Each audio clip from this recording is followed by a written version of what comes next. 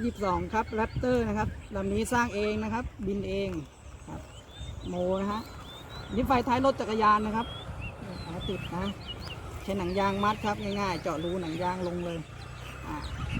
อันนี้เป็นโหมดบินช้าๆสวยงามนะครับจะช้ากว่ามิก29นะครับในคลิปที่แล้ว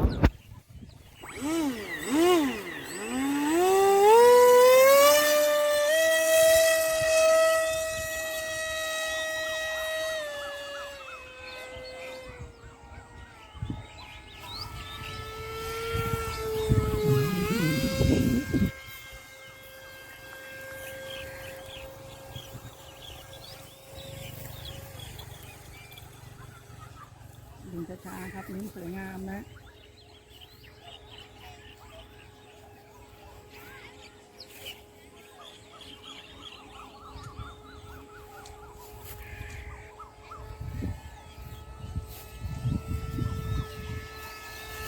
เสียบกล้องครับ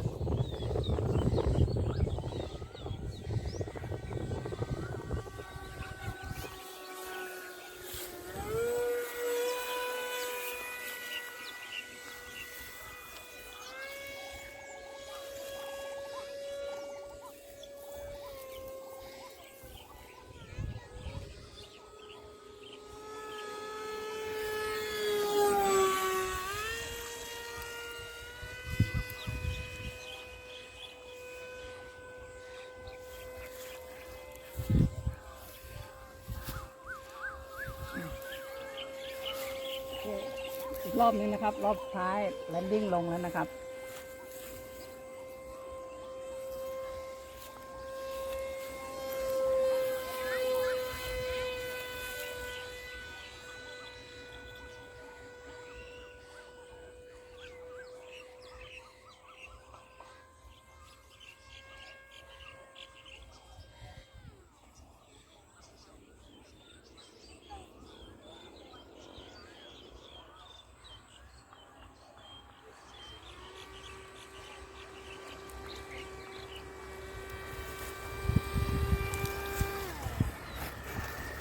โอเคครับสวยงามครับจบคลิป